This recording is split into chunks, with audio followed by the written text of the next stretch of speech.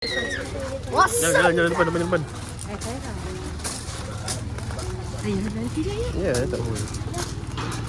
Oh, tak. Wait. Belum. Guys, ini. 5. Okey. Nanti terus buat family dia ada buat nice. Settle payment baru kita akan pakai baby chair tu lah. Boleh?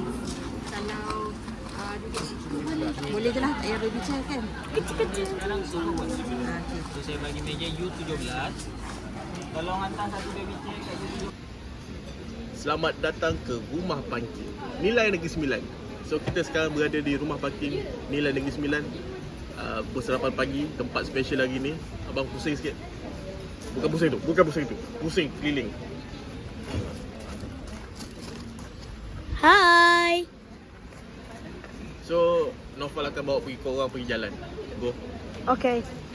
Nanti saya akan tengok apa ada dalam. Hai. Okey, kita dah sampai. Tengok nak answer. Dia tengok kalau nak. Okey, like and subscribe. Let's go and 3, 2, 1. Here, answer.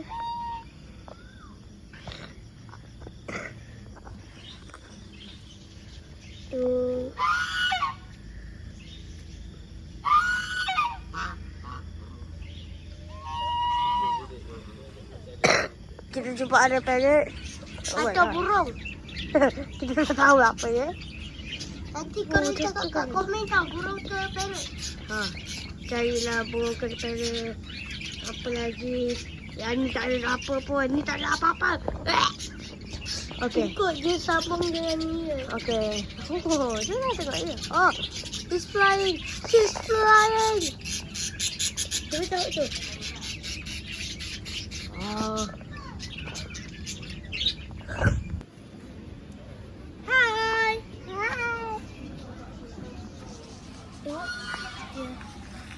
Cuba tengok answer tu.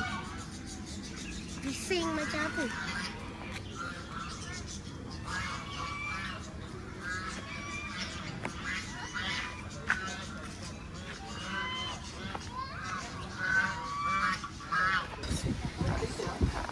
Abang makan apa bang? Lemak. Senyum sikit. Senyum sikit. Man makan apa? Makan nasi goreng kapung. Dah. Bantam darat. Ya lah, makan apa? Lemak. Nasi lemak? Ini bukan nasi lemak. Kita makan apa? Mama. Ini bukan nasi lemak lah. Jalan. Best.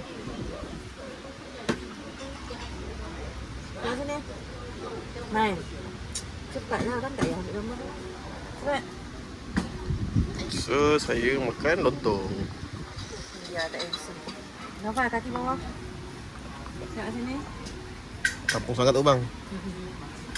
Komen sikit tempat ni okey tak? Komen sikit tempat ni okey tak? Okey sekali. Kaki bawah. Okey.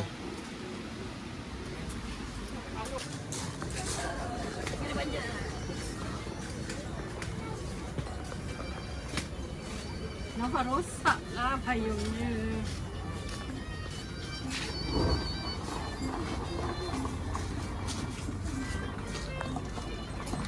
Nak ambil kita?